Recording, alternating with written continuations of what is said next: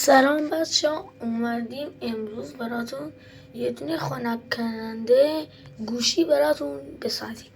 بچه‌ها اول از همه ما یه دونه آرمیچر میخوایم که سرشو اینطوری با بطری کوکاکولا اینطوری میبریم و به این شکل در میاریم. بعد سیم بهش وصل میکنیم. یه دونه باتری اینقدری هم میخوایم، قلمی نه، همین باتری هم میخوایم. حالا خب بچه ها، حالا من ویدیو رو میذارم، الان نگاه میکنید شما. اینو باید به این وصل کنم. من اینو به این وصل میکنم و میام.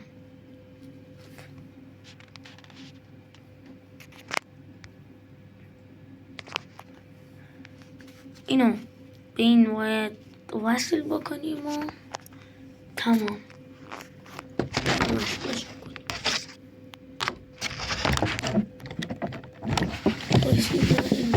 دوربینو بزنم. خب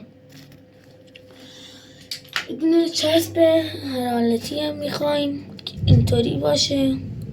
حالا چسب مان داغ باید بکنیم با این فندکی که دوست دارید داغ کنیم.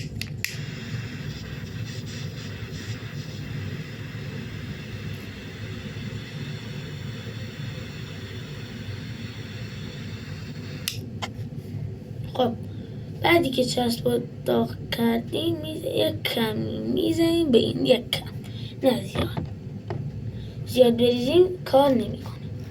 حالا آرمیچر رو میاریم به این شکل به این سر باتری وصل میکنیم، به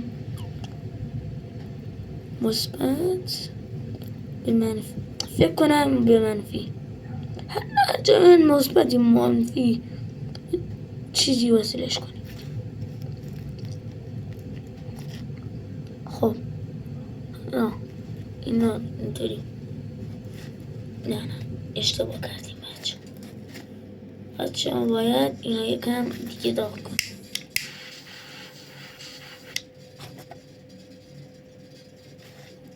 بعدم میچسبیمش.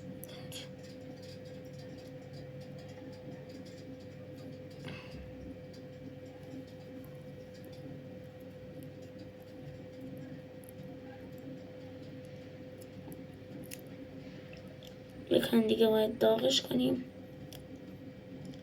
چسبش کم بود، یکم دیگه زیادتر بزنیم.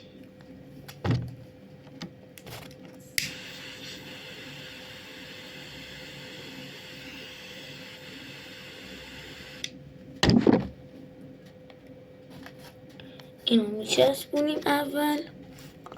اینو باید اول از همه اینا میچسبونیم و حالا چسب میزنیم.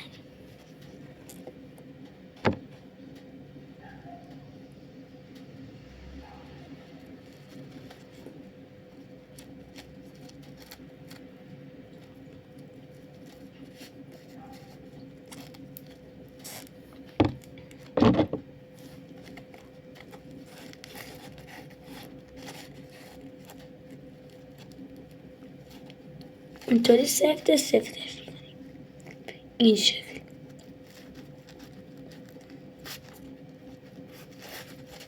خب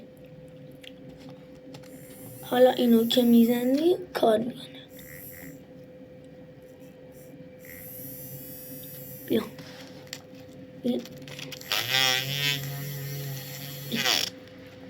یه خنک کننده گوشی. حالا ما باید الان ما خود گوشی ما رو میکنیم.